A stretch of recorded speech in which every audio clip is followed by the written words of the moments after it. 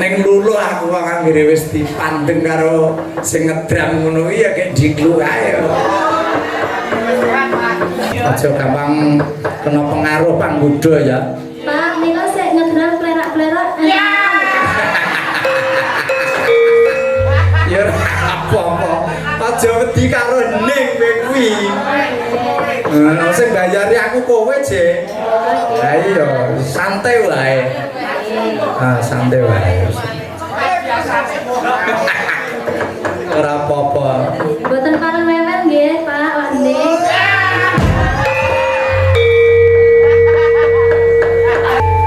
Lho, apa yo? Leren dhisik, Ger. Iya. Tenaga kena wis tuwa. Diuyak-uyaki Rama. Wis duweni rasa kesel.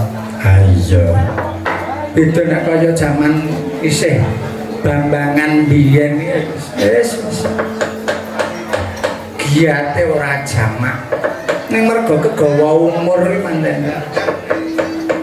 Ning ngono-ngono wis ana sing teruske sejarah lan cerita kok, Ger. Iya, aku wis seneng. Iki ana ngendi yo? Iki ana Pidalem. Pendopo Agung ya kuwi Sanggar Seni Cindelaras, Ger. Oh ngono. Kagungane sapa yo? Iki kagungane Mas Waloyo lan Mbak Sarwani. Oh ngono. Nadare apa lan kersane piye? Ngono ya, nggih. Panjenengane natkala semana kagungan pangandikan ya ta? Iya. Yen to kelakon bisa mulyakake Pendopo Agung Joglo ing komplek Pasar Mentel iki, panjenengane bakal suka parisuka tegese atur syukur ngrasane Gusti Kang Ampuh Bojagat. Ya kuwi srana caos pahargyan lan caos hiburan tumrap para sanak kadang lan para sedulur, tangga teparo lan uga para pamriksa kabeh. Oh ngono. Wis kelakon nduk ya kuwi panjenengane Mas Waloyo lan uga Mbak Sarawani. Ya kuwi nggone mulyakake Pendopo Joglo ing kene kinarya gelaring seni ya kuwi iki Sanggar Cindelaras. Oh ngono. Caos donga muga-muga Sanggar Cindelaras saya berkembang dadi srana lestarining budaya sing ana ing laladan kene. Iya. Lan uga panjenengane Mas Waloyo Mbak Sarwani sak mengko nampa nugraha kang luwih gedhe. Digampangake nggone golek rejeki. Iya, tansah guyub rukun sayuk.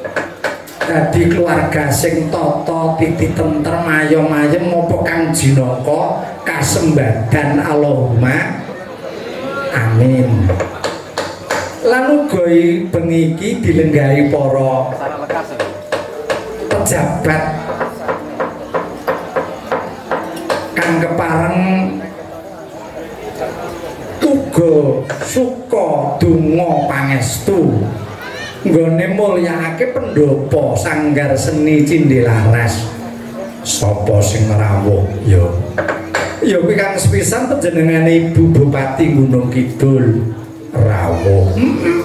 Maus kepareng-paring sabdatama tumrap awake dhewe lan uga para sanak kadang ing Kalurahan Hargosari sakiwa tengene. Iya. Lan uga kang angka loro panjenengane Bapak Ketua DPRD Daerah Istimewa Yogyakarta. Sapa? Ya kuwi panjenengane Bapak Nuryadi SPD. Oh ngono. Monggo panjenengane ya lagi wae iki mau ulang tahun. Oh ngono. Ya derek ndedonga muga-muga kaparingan kesehatan, umur panjang lan uga sak mengko bisa ngayomi para sanakadang para sedulur ing laladan daerah istimewa Yogyakarta minangka aspirasi ning rakyat ya nduk iya lan sabanjure uga dilenggahi Ketua DPRD Kabupaten Gunung Kidul panjenengane Mbak Endang oh ngono uga dilenggahi panjenengane Kepala Dinas Undha Kabudayan Kabupaten Gunung Kidul uga Ibu Panewu Tanjung Sari Pak Kapolsek lan uga kabeh tamu undangan panjenengane Pak Lurah Pamong Desa komplit kok Nduk iya kabeh iki mung suka pambiyantu lan uga caos donga nggone mulyakake pendopo joglo sanggar seni Cindelaras ing bengi iki mangkono ya ya nah uga sak mengko biswa apa kang dadi sediane Mas Waluyo lan Mbak Sarwani bisa kasembadan mengkono wah biyen ki tenan kok nggih angger-angger pentas mayang eneng joglo kene iki jaman durung dimulyake iki ya udan ngerci ngene iki ha iya wis pancen agung kok Nduk ya pancen tinggalane pejabat iya pancen gedhe wibawane ayo ya wis muga-muga mengko tetep dimulyake nganti akhir zaman mengkono ya ya ayo seneng-seneng dolanan yo dikenalke warang gono sik iya engko bintange tamu engko disepat mengko wektune isih longgar pokoke budare sesuk 4:30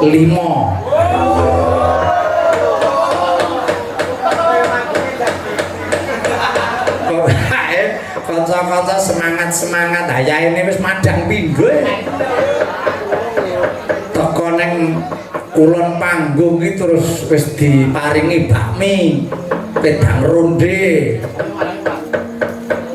saiki wis ana buk-bukan ya wis gek sesuk isih diparing meneh wis pancen ya ngene iki lho nek sing jenenge dadi wong seniman iki nek bener ora kaya ya bengi iki nek pas ora bener ngono ki ya nganti goro-goro kuwi wedang urung metu ya tau anakku lanang kuwi mayang nek sendang wetan kono nganti goro-goro urung metu wedang ha silakan to iya yo dikenalke Waranggono dilenggahke sisih kiwa adate sing sisih tengen mergo para pamriksa lenggahe sing mriksane saka sisih kiwa ya dilenggahke ben mriksane Waranggono sing cantik-cantik iya ya ana sing wis kedaluwarsa ya eneng ning lah ming loro iya liyane iki mengingih ya kuwi iki sing sok malah gugah kremi iki sing kaya ngene iki.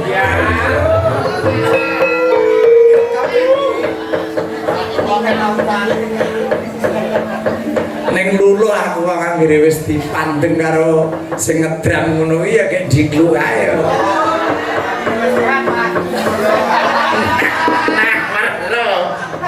Tak silip-silip ora tau. Cilok aku ya wis. Saka sisih kiwa dhewe dikenalke. Sisih kiwa dhewe. Nah, sisih kiwa iki lah Busri. Sugeng dalu Mbak Jani. Nggih, sugeng dalu. Nderek nepangaken kula pun Sri saking Ngringin Semanu. Oh. Busri saking Ngringin Semanu. Niki pun expired. Ah iya, ora apa-apa ya pancen. Ayo wis kegawa umur ya. Ning isih semangat nglestareke seni budaya. Ayo isih semangat aja. Njur kiwane. Sugeng dalu. Sugeng dalu. Derek Pitepangan, nabi kula Bu Dasmiati. Oh, Bu Dasmiati. Celukane Bumian. oh Bumia. Dasmiati kok. Mia lah yo aduh teh ya. Ning ya pancen wis dadi Nggih mboten adoh cukup tengah niku. oh lah Dasmiati Mia. Miako. Iki pun kedaluwarsa nggih. Ayo daluwarsa saking pundi? Saking Jambu. Oh saking Jambu, Hargosari. Nggih. Menika kadangipun ingkang tembung rayi kula Ki Sartono. Iya. Katemben wae wuh, Nduk. Iya. Sing ora jagung nah aku ya isen aku. Ning ya ana rombongan ora jagung iki enak, Mbak.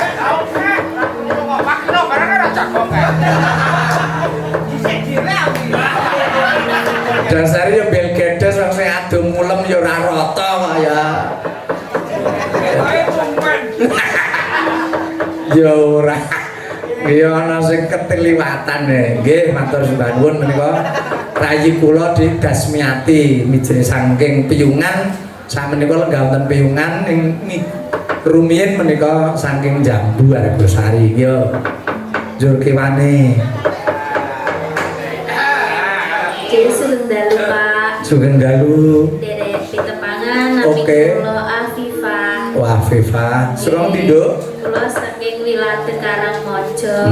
si sekolah Alhamdulillah sampun lulus kuliah Pak. oh kuliah nang ndi Nduk Wonten isi Jogja. oh jurusane Jurusan Karawitan Pak. oke arep rabi urung Nduk Dereng Pak, dereng enten jedune. oh ayo golek jodoh iki wae ndoro-ndoro yoga akeh sing nom-nom lho pilih sing endi wis apa sing dembung sing glegak-glegek kuwi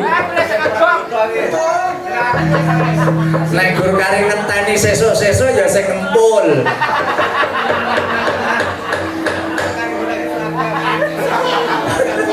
iya tur wis pengalaman nggih nek saking ladeg nggih matur nuwun Nuwun Pak. oke kiwane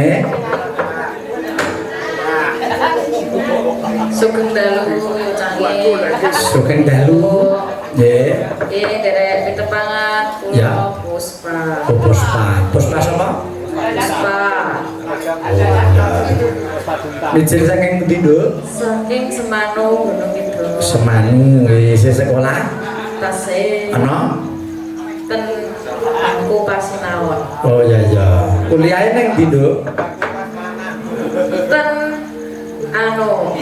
Institut Seni Indonesia. oh iya jurusane Jurusannya Seni Karawitan. oke ya sukses selalu ya Nggih, Pak. ya lulus rasa kesusu rabi ya Boten, Pak. wis aja gampang kena pengaruh sapa-sapa wis pokoke manteng ya Nggih, Pak. kiwane sapa iki sugeng dalu Nduk asmane sapa Derek Pitepangan, nabi Oke. kula Lara. oh laras sapa Laraswati. oh laras hati mijil saking pundi Karangmojo. saking Karangmojo isi sekolah Nduk Tasik. nanti Wonten Institut Seni Indonesia. ngendi Surakarta. oh Surakarta ya sukses ya Amin. syukur aja gampang kena pengaruh panggoda ya Pak, nika sik ngedram plerak-plerak. ya apa-apa aja wedi karo ning kowe kuwi sing bayari aku kowe je ha iya santai wae santai wae ora apa-apa Boten pareng wewen nggih, Pak Wandi.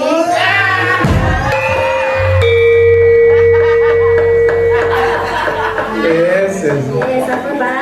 ya matur nuwun nggih kiwane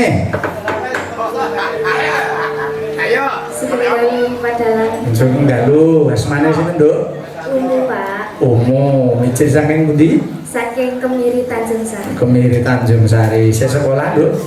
Masih Pak dan SMA. SMA di SMA 2 Wonosari. kelas piro? Kelas kali. Kelas 2. Syukur sukses ya di sekolah ya. Soalnya kuliah neng di. Insya Allah tentu NG Pak. Oh, ora neng isi.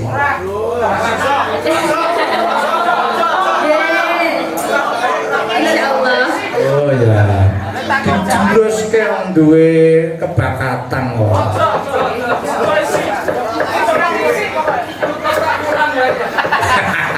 Oke, matur nuwun di Umu saking Tanjung Sari. Kelas loro SMA 2 Wonosari Mas. Wiwit SMP sing gegulang seni. Biyen sing mulang ki lak jane almarhum Ki Soekarno ning saiki wis pinundhut disiki awake dhewe. Ha ya wis muga-muga swarga langing ya, Nduk. Iya. Ya, dolanan seneng-seneng tak nyuwun sing klasik sik. Iya, wektu sing longgar iki santai bae. Tak nyuwun Bu Dasmiati. Ya, Bu. Dicaosi lelagon sing kepenak. Ha iya, Semarandana wae. Kate karo Sinom wae Semarandana. Dindingane wae. Slendro. Slendro.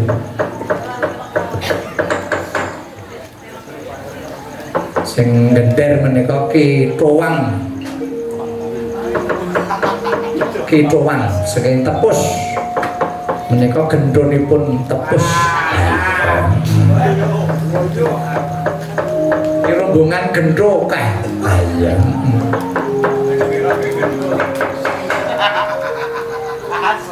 Nana. Ayo. Aja sore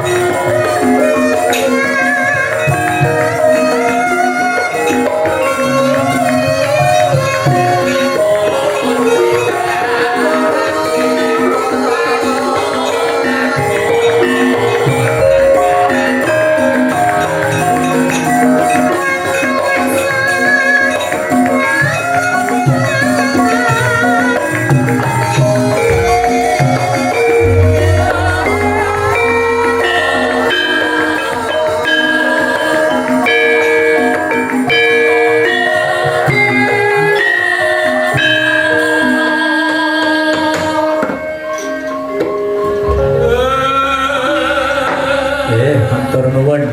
Sepisan meneh lho. Sapa? Wiraswara. Wiraswarana loro ku gentenan. Iya. Dinggo piyai loro. Iya. Kawitan sanga Mas Timbul luwih dhisik. Dijengglengke. Ya. Ben gumyak. Yo. Gadas. Anjas mara. Senengane Waranggono. Kompak.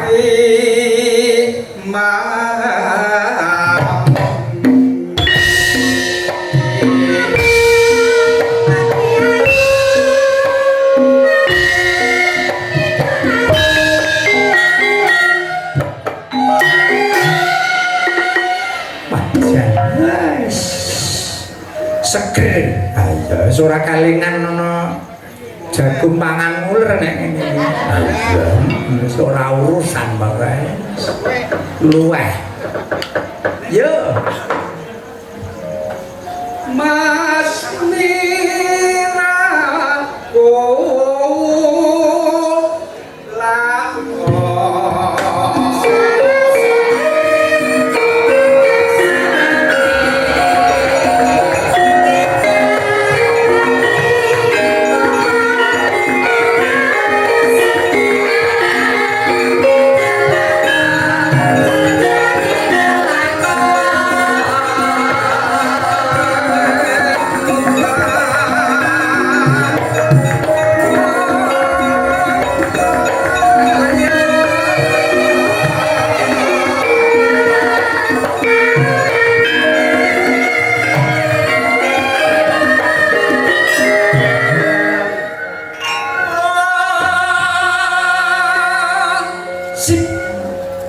Yo Mas Widodo.